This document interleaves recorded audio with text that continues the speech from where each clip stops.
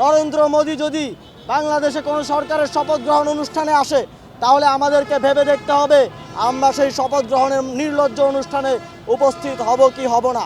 একটি দল বিগত সময়ে ভারতের হাত কাঁধে নিয়ে এই দেশে মানুষের উপর জুলুমতন্ত্র ফ্যাসিবাদ চাপিয়ে দিয়েছিল।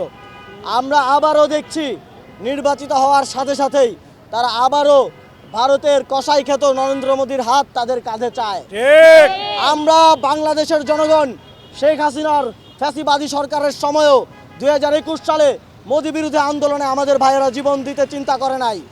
মোদী যখন বাংলাদেশে আসতে চেয়েছিল, শেখ হাসিনা যখন মোদীকে এই দেশে নিয়ে এসেছে, একদিকে মোদীকে নিয়ে তারা ফুল দিয়ে বরণ করেছে, আরেকদিকে বাংলাদেশের জনগণ, বাংলাদেশের তরুণরা রক্ত দিয়ে রাজপথকে বরণ করেছে। সুতরাং আপনারা আবারও যেই কসাইরা এই দেশে আধিপত্যবাদ কায়েম করেছে, যেই কসাইদের লেসপেন্সাররা এই দেশে ফাঁসিবাদ কায়েম করেছে, তাদের হাত কাঁধে নিয়ে আবারও বাংলাদেশে জুলুমতন্ত্র কায়েমের স্বপ্ন দেখবেন না।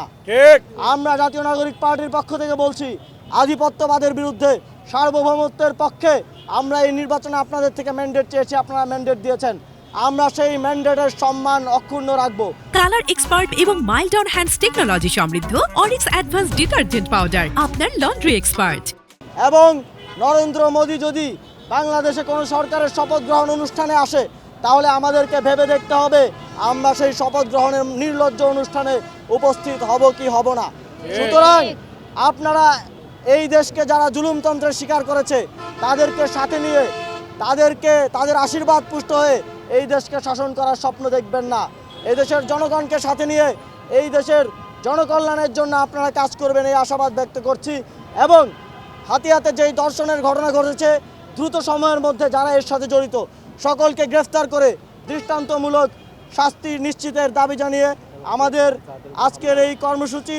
এবং একই সাথে যাদের উপর সারা দেশে হামলা হয়েছে, লুটপাট হয়েছে, যাদের বাড়িঘর দোকানপাট ধ্বংস করা হয়েছে, তাদের যথেষ্ট ক্ষতিপূরণ এবং সেই ঘটনাগুলোর দৃষ্টান্তমূলক শাস্তি এবং গ্রেফতার দাবি করে আমাদের কর্মসূচি এখানেই শেষ করছি।